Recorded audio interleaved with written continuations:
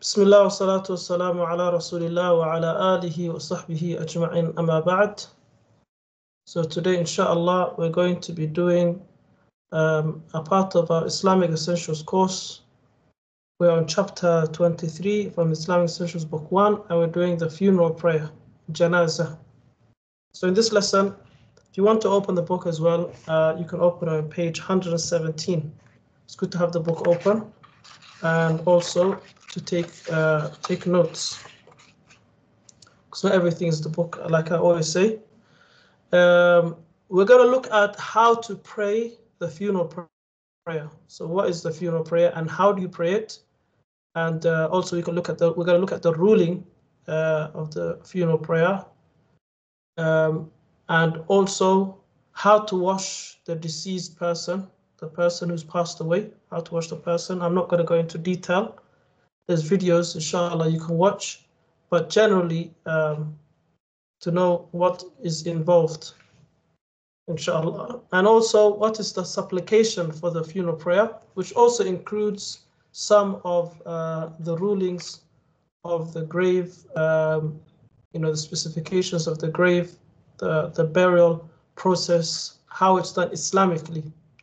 And every person has to learn about this as a Muslim, because you will have relatives that will pass away, no doubt, whether they are your parents, whether they are your children, whether they are a person's wife, or for any family member. You will have somebody who's going to pass away before you, and also you would pass away as well. But you have to know, like, especially when it's your own family member or someone that you really love, you want to make sure the funeral prayer is done correctly, according to the sunnah of the Prophet sallallahu alaihi wasallam. So, your relative can have the best farewell, and you want to make you want to make a dua, the best dua for them. You want to do as much as you can for your relative. Okay? So the dua you make is accepted, and the funeral prayer is done properly.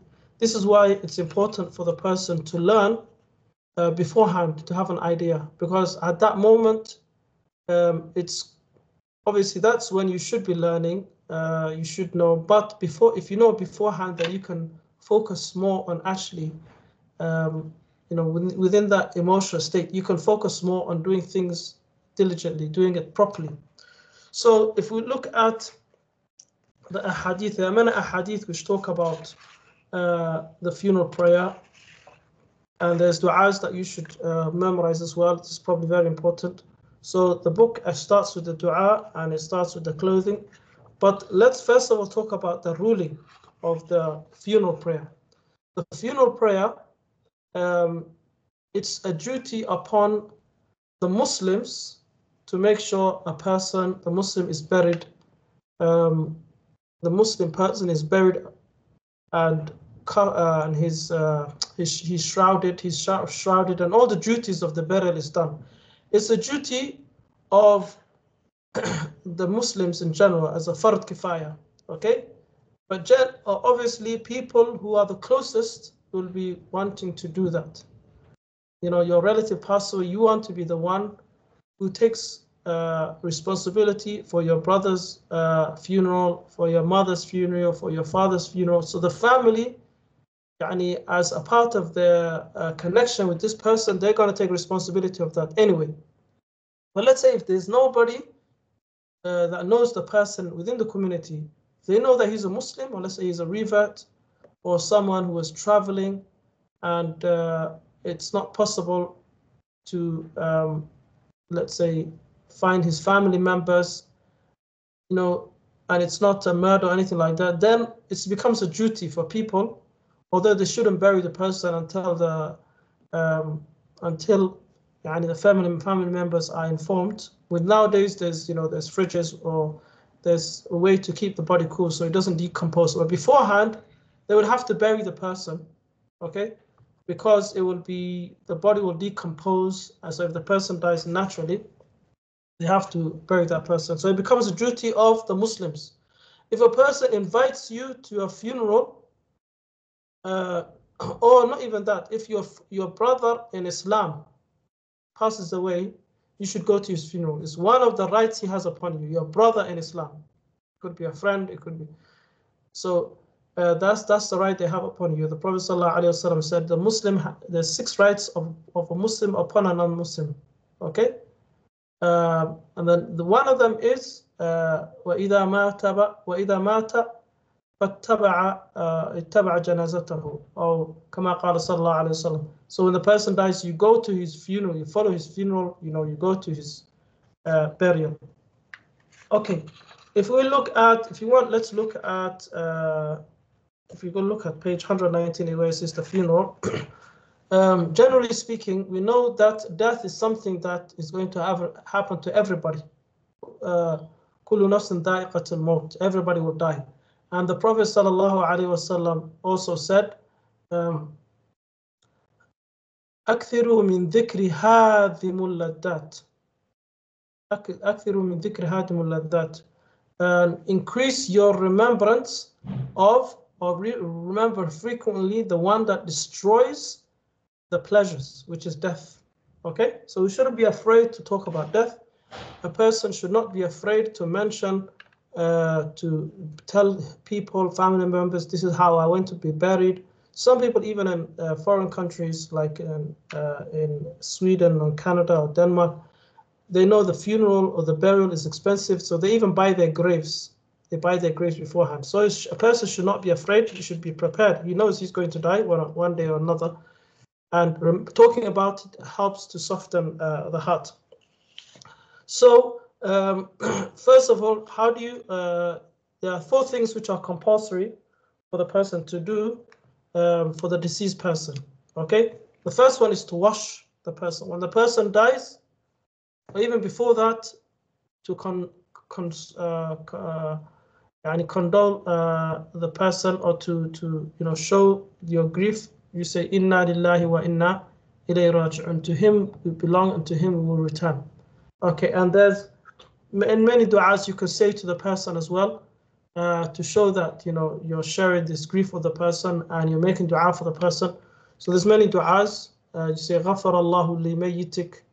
Okay, you say Allah. You can read the du'a Allahumma ighfir lahu warhamhu. And other du'as you can say to the person when he dies. When the person's relative dies, you can say these du'as to the person. Okay, there's many du'as. One of them is إن لله ما أعطى وله ما أخذ وكل شيء بأجل مسمى فلتصبر وتحتسب. And you say to Allah belongs everything. He takes and gives what he wants. It belongs to him, and everything has an appointed time. So be patient and hope for the reward. Okay, so you wash the deceased person. How do you wash the deceased person? It's best for the closest relative to do that. Like Muhammad sallallahu alaihi wasallam said, Aisha, if you died before me, I would wash you. Okay, and for the husband to wash the wife to wash the husband, the son to wash the father, and vice versa. So relatives wash the closest relatives wash the person. If they're too afraid or too emotional, they can get someone closer. But it's good to have one family member there when the person's been washed. When the person's been washed, you can also watch some videos. I'm not going to go into in detail, there's so much to cover. But obviously the person should be washed completely, the whole body, the nails removed, just like you wash yourself for Jum'ah, or you wash yourself from Janaba. So the nails should be clipped, whether it's the mustache or any pubic, not the pubic hair, the armpit hair, or so anything like that. Normally the private parts, we're going to see the private parts is covered with a sheet and it's washed like that. Okay, so the person can also wear gloves. There's cotton they put into the ears to make sure nothing comes out. The person has, like, even the private parts, there's something that to cover it. If, for example, there's even they are able, if they want, they can kind of remove any filth which is coming out from the private parts, any blood. If the person is a shaheed, is a martyr, then they don't need to they don't need to wash the person. But even if they find some body parts, they even wash that and they bury the person like that. Okay, and they use sidr, which is lotus leaves, and they use water. Bima'in wa sidr, the Prophet ﷺ said. And they use kafur or camphor tree.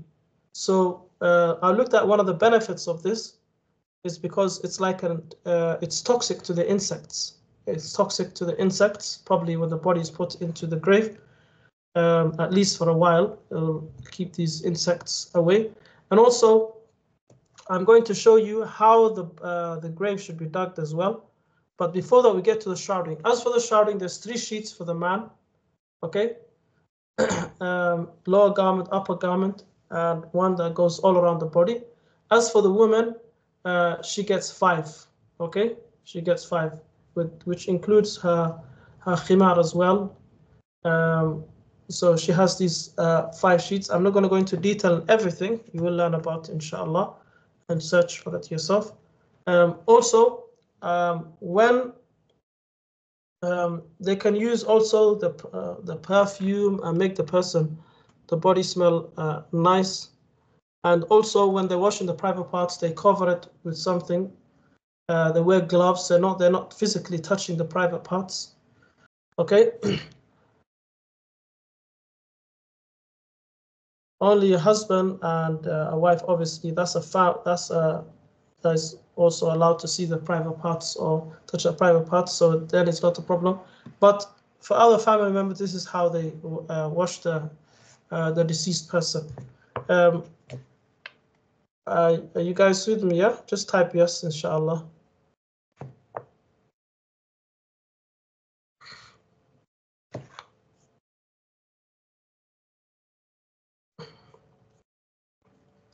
Are you guys with me? Okay, I can see you've typed. Good. Okay, so when the person is washed like that, it's good for the person also, or for the janazah not to be delayed. Okay, if there is no murder case or suspicion or anything like that, and they know the reason of death. Obviously, in all countries, nobody can just, or any country where there's laws, can't just bury the person. You have to get a certificate. Even the person, the burial, the cemetery, they would want a certificate of death and burial records. So they just can't bury anybody.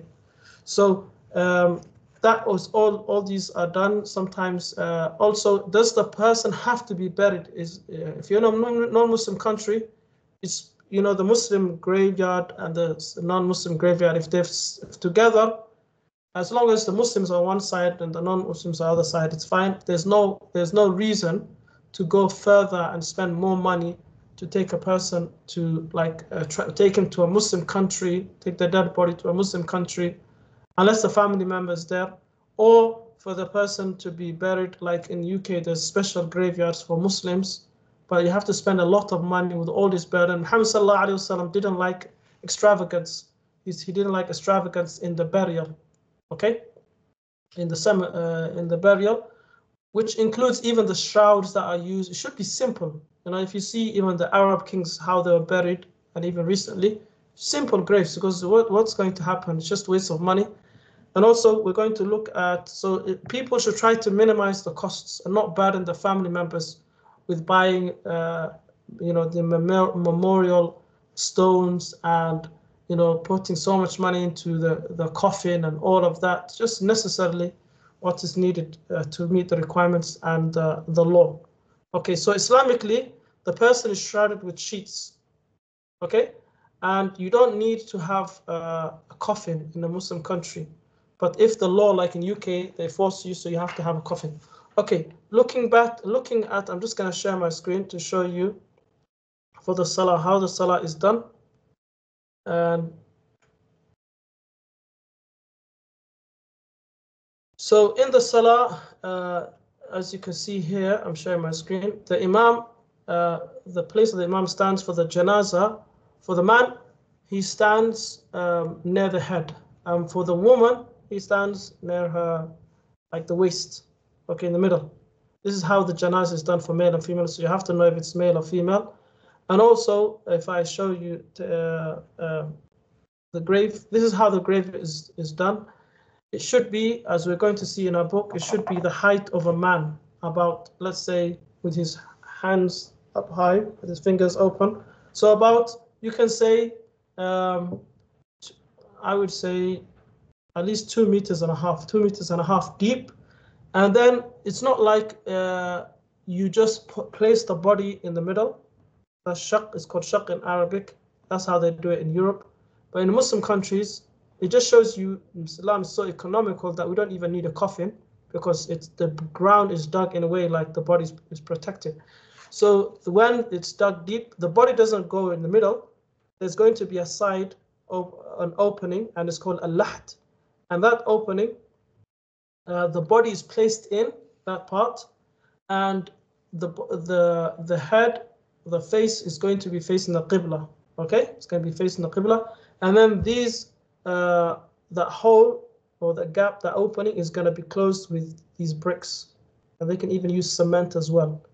Okay, so the person is not going to be flattened with the body is not going to be flattened with the weight of the sand and all of that, like the person when he's in a coffin, because some people, their body doesn't even change, and then sometimes there could be even reason why a body should be removed as well. Sometimes we're going to see when the body is allowed to be removed. So as for, if we go back to the janazah,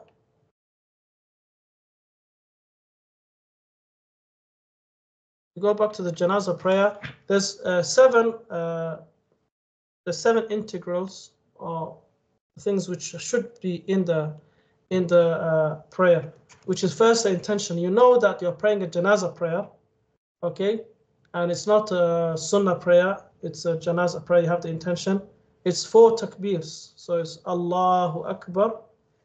After the first one, you read Surah Al-Fatiha, and the second one, you read Allahumma salli ala Muhammad, ala ali Muhammad, ila akhiri.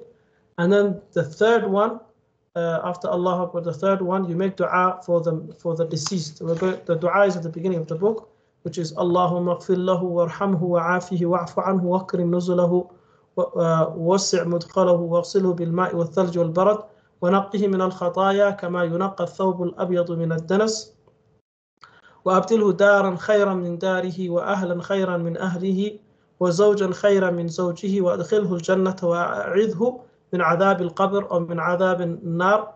So this is the dua you read, which is saying, oh Allah, forgive him and have mercy upon him and pardon him, and be generous towards him, receive him with honor, and make his grave spacious, and wash him with water, snow, and hail. And the reason it is metaphorically saying, because sins are like, they burn the person, so the snow is to cool it down. Okay, metaphorically speaking, cleanse him from his sins, and like you clean a white sheet from dirt, or like a white shirt, or white garment is clean from impurities, and forgive him, free him from this by allowing him to go to a better place, which is Jannah. Okay, with a family better than his family. So his family will be with him in the next life, or he would have companionship, which means he would have companionship with a mate better than his mate, which will be his wife in Jannah, or the Hurul Ayn, or even family members who go to Jannah, who will be with him. And let him enter paradise, and save him from the punishment of the grave, save him from the punishment of hellfire. So when the Sahabi heard this dua the first time from Muhammad sallallahu alaihi wasallam, he says, which Auf ibn Malik, he said, I wish I was that dead person, because the dua Muhammad sallallahu alaihi wasallam made for this person was so amazing. That's why you shouldn't choose any du'as. Use the du'as of Muhammad sallallahu alaihi wasallam. And also, I forgot to mention, the person should be shrouded with white sheets, because Muhammad sallallahu alaihi wasallam said it's your best clothing. Okay, wear white and shroud your dead with the white.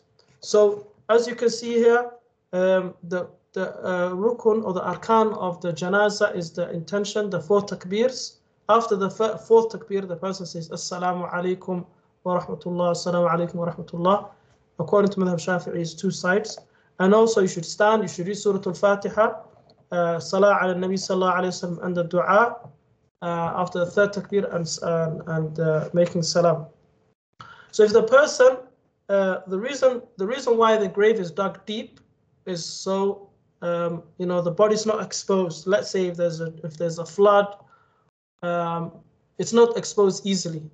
Okay, and animals can't dig it like some. I heard like around here there's hyenas digging into the graves where people bury fetuses that have died, or a woman that had a miscarriage, or the baby's born and it's a stillbirth. So the hyenas are digging into the ground and taking out these bodies because it's just they haven't dug it deep enough. So they should dig it deep enough. And also, it says here, obviously the person's face should be facing the Qibla, and there's only 4 reasons when a person can be taken out from his grave. That's if, for example, he was not washed, then the body can be taken out, it can be washed, and if it hasn't decomposed, and also if the body was faced the wrong way, it wasn't facing the Qibla, that's so important that the body can be taken out. And let's say if a person was buried with some money or wealth, then the body can be taken out as well, although many people will not like to do that, but it can't, there's a reason. And also if a woman is buried with a baby, let's say they find out that she was pregnant and she's 6 months, 8 months, or she's pregnant, but the baby is alive as well, and the baby would be able to survive if it was taken out, then they can also take out the body. These are some reasons the ulama mentioned, if the baby obviously is still alive. These some points with the ulama mentioned.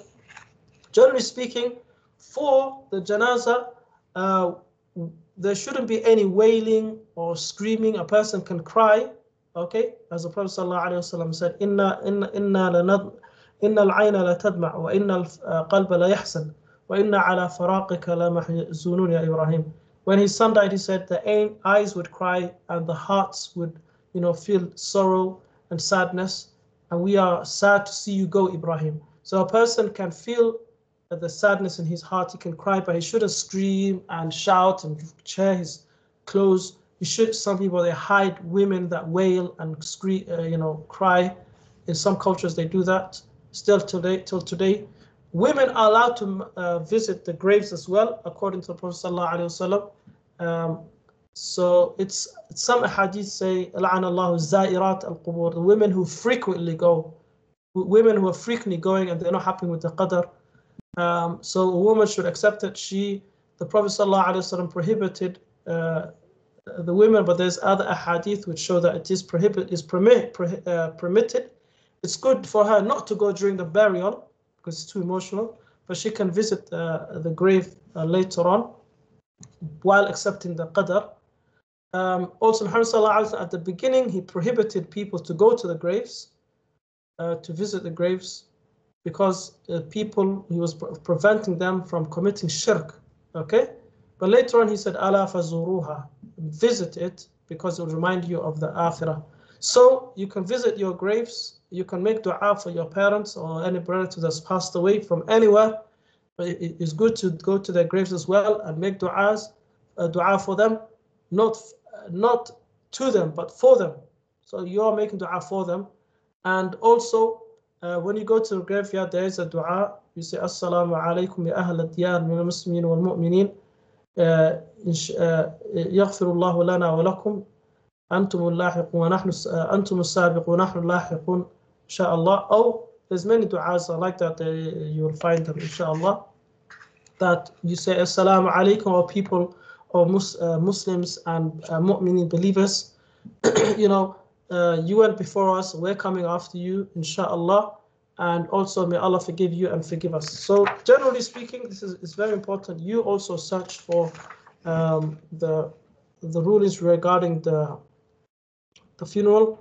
Also, we are allowed to raise the grave, so it's about one hand span. It shouldn't be made with plastered and all of that, and you know how they make it in UK, where they have like buildings on top of it to make it out as if, this is also extravagance and it wastes money. So there could be a sign just to show that it's a grave, but there shouldn't be any building.